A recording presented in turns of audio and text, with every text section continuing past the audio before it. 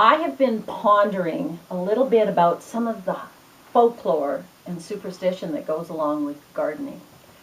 I don't think that there's a hobby anywhere that has more burdens of folklore and superstition than gardening. In any garden, you will find someone who is convinced that potatoes must be planted on Good Friday, garlic keeps aphids away, or that human hair wards off worms.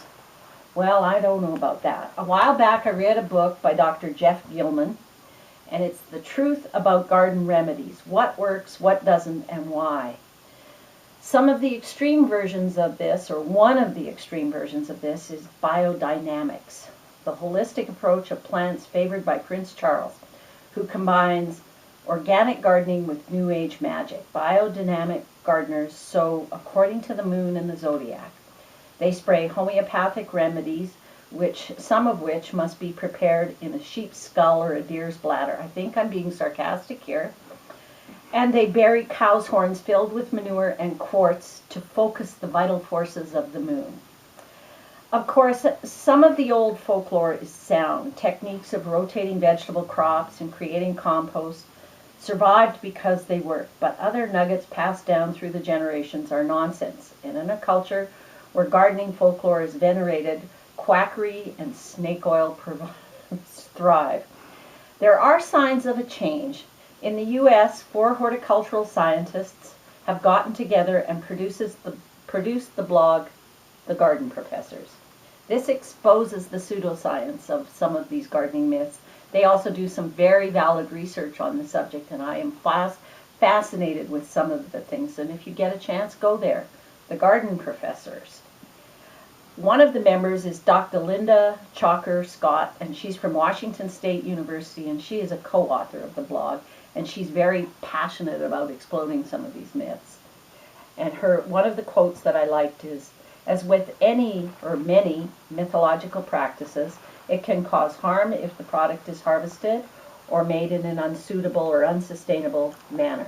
If it causes environmental damage or it takes advantage of people's lack of knowledge and affects them financially." So, what are some of the common myths that have been debunked by scientific research? Well, this is one of the ones that I actually subscribed to for a really long time, and this is compost tea. I always felt that using compost tea increased the health of your soil and helped to suppress some diseases.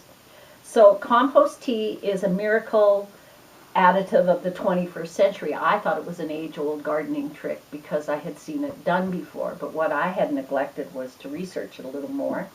It is made by steeping compost, your garden compost, in water and adding sugar. I should have wised up when I realized that the wasps thought my compost was really delectable. The mixture is aerated to encourage organisms to grow before being sprayed by or onto the plants. And I aerated by stirring mine. I know people that buy aerators or pond pumps and aerate it that way. According to supporters, it increases plant growth, provides nutrients, and adds beneficial organisms and suppresses disease. It is quite a big trend in the U.S., but I'm starting to...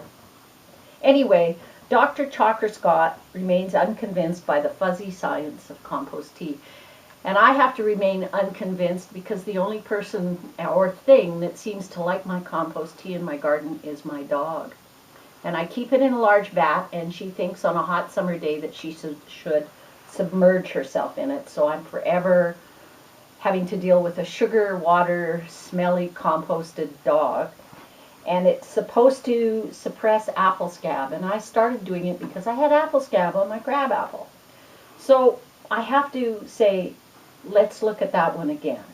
And I did find, though, that it did help some of my vegetable leaf crops.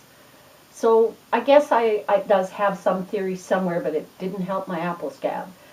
Dr. Jeff Gilman, a professor on this blog as well, and he's from the University of Minnesota, and he calls it the magical elixir. So let's take the limited data and use it for what it is. I think that it has a certain amount of validity in adding it back to your compost, but I don't think I'm going to create compost tea anymore. Another one that is quite a common thing that I keep hearing people talk about here in Alberta is lightening clay up or lifting clay up by adding sand. There is some truth to some of it. However, soil is always a mix of minerals, organic matter, water, and air. The balance of these ingredients, and particularly the ratio of sand, silt, and clay, affects quality dramatically. Gardeners coping with clay soil are sometimes tempted to lighten it up with sand. According to many plant scientists, this will often make it worse, saying things like, you need almost as much sand as you have clay, and that is true. And people often do it on a limited scale, and they dig a small area and they incorporate sand, and that's where all the problems start. Sand particles are bigger than clay particles, and that's a proven fact. Clay is relatively impervious, while sand soils will absorb water. So what happens? You get a swamp. Converting a whole garden is a mammoth task. It is estimated that you would need 250 kilograms of sand for every square meter of clay soil.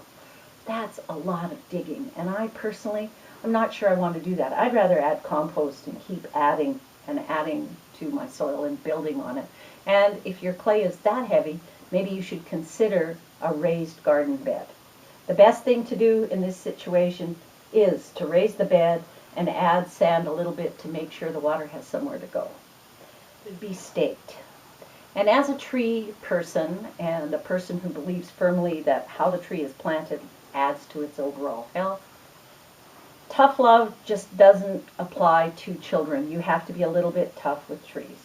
While it may be tempting to secure small trees or young trees to protect them from the wind, stakes do weaken the plants. It is recommended that young trees be staked for the first year to 18 months. After that, you want to remove the stake because the tree can become reliant on it, and you get a tree that is not as strong and stable. One of the proven facts in botany is that as a tree is growing and not allowed to flex with the wind, the trunk isn't as strong, nor are the branches as strong. So you want to position the trunk, the first couple of years you want to put a stake in, and you go at a 45-degree angle. But make sure that you remove it before the tree is much older than 2 years on your property. It is advised that placing stakes at a 45-degree angle should be positioned in the prevailing wind so that the wind blows away from the tree support. The next myth that really gets to me, and this one I have to stop and take a deep breath whenever I start talking about this. Tree wounds need tree dressing. Countless generations of gardeners have painted tar or paint on wounds after lopping off branches. It was believed that without protection, trees would be vulnerable to pests and diseases. That myth was conclusively debunked in the 1970s and 80s by Dr. Alex Scheigo of the U.S. Forest Service. Scheigo was a passionate tree specialist whose theory of compartmentalization of tree decay changed the way that trees are pruned. He showed that when trees are injured, they respond with chemical and physical changes, forming barriers that stop or slow the spread of disease and decay to the rest of the plant. In 1983, the Journal of Arboriculture, Scheigo published results of 13 years of research on wound dressing. Applying tar does nothing to aid this process. You can provide a home and a protective layer for beasts and fungi, he showed, but it also inhibits the progression of compartmentalization, hence some of the damaged and dying trees that we have in some of the neighborhoods where people have painted paint on their trees. The next myth as a gardener, and this is one that way back when my grandfather was teaching me to garden and showing me how to make pots of plants, it was an old practice. Gravel helps many containers to drain. It is standard practice when filling a container to place stones or pieces of pot at the bottom of a pot for drainage. But evidence suggests that this is not only a waste of time, but it also restricts plant growth and results in roots sitting in water. My buddy, my big fan group tells me that Dr. Gilman, Jeff Gilman, the one that I find such a hero, he says you have less space and the drainage is not as good because water sits above the gravel or the stones. So then the soil holds moisture better than the gravel does. Water will also cling to the fine particles in soil until it is completely saturated, and only then will it drain away. As long as there is a hole or a drainage hole in the bottom of a container, water will find its way out and the need for stones is minimal.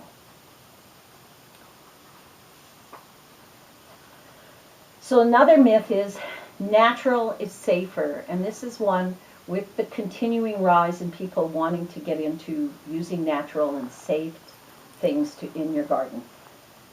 Pesticides may be against the spirit of organic gardening, but garden center shelves are full of organic treatments for insects, slugs, and fungi. Although they are labeled natural, that sometimes just doesn't make them friendly to the environment. Jeff Gilman believes that gardeners all too often swallow the myth that organic is safe. Some natural homemade organic pesticides contain 20% vinegar, which is effective at killing the tops of the plants, but not their roots. But he says, and I agree with him, it's toxic to toads and frogs and some of the other little animals that live in our garden. The one that I do have a problem with is these Bordeaux mixes, which are a fungicide. They contain, or are supposed to treat potato blight. They contain copper. And we talk about how organic sprays break down in the soil, but copper is copper. It builds up, and after a while it'll be harmful in your soil. Another common organic bug killer is pyrethrum. It is made from an extract of chrysanthemums. And that's correct. It's natural, maybe.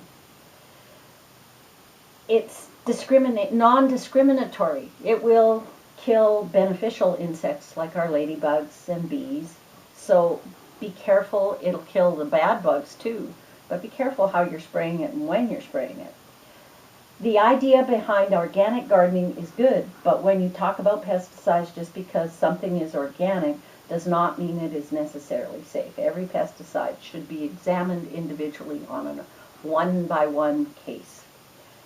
And so these are just a few of the many claims and examples of conventional wisdom offered to the gardening public. Ever since gardens were planted, observations and anecdotal claims have been offered to improve garden successes. Some of these may be myths in Alberta, but good advice in other areas of the country. Be cautious. Read the labels. Look at the advertising claims for garden products, and be skeptical of what you hear and read.